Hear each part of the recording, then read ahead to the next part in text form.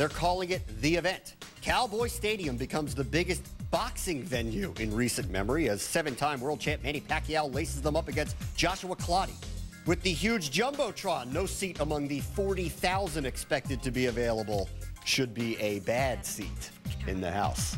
If you build it, they will come. They do everything big in Texas, and now everything big is coming to Texas. Jerry Jones has landed Manny Pacquiao's next fight against Joshua Clottey in March at his brand spanking new Cowboys Stadium, and it is our pleasure to bring in the Cowboys owner here to ESPN News. Why are you getting into the fight game, Jerry?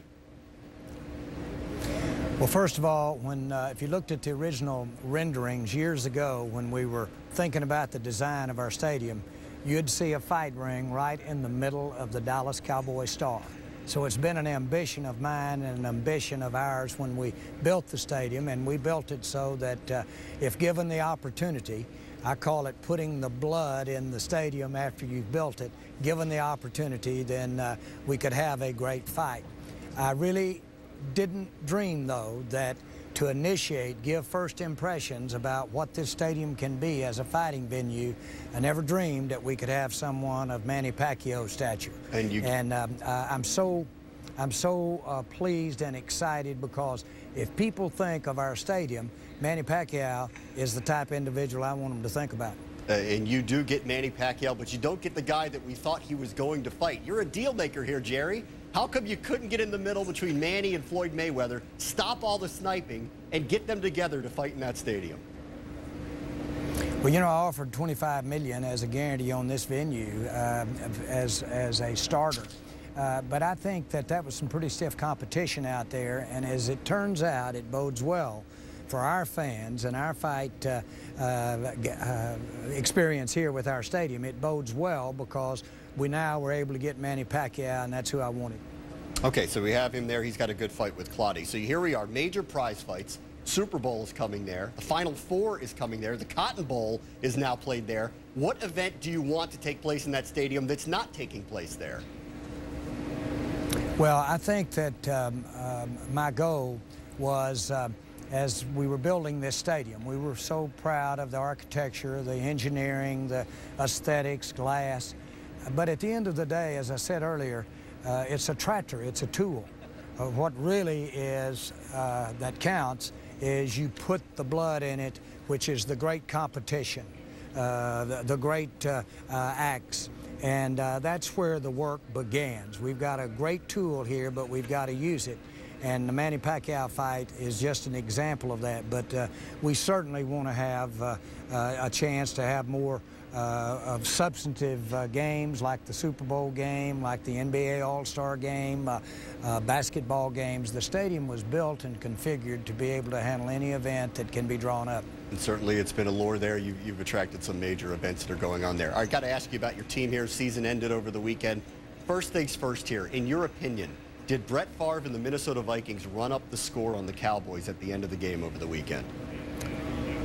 Well, I don't know how you have someone as competitive as Brett Favre and have him in the game and slow his competition down. He does what he was born to do, and that is try to make a play and make touchdowns. So I look at it that way. By the way, I'm a great fan of Brett Favre. Was a big fan going in. I'm a real big fan of him now. He played better than we thought he would.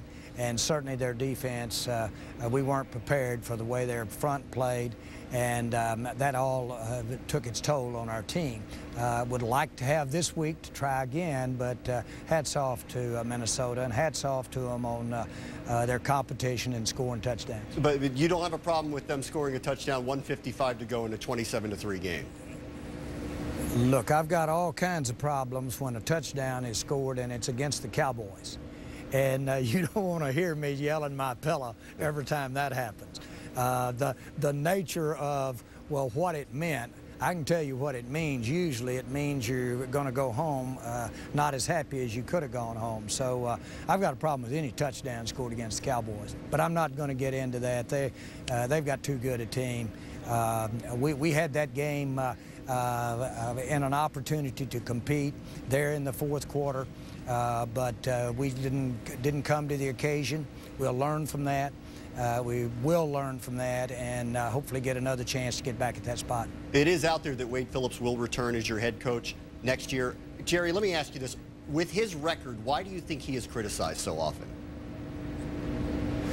Well, I think that any coach on his way to winning a Super Bowl is subject to criticism. I've had 3 Super Bowl winning coaches since I've owned the Cowboys.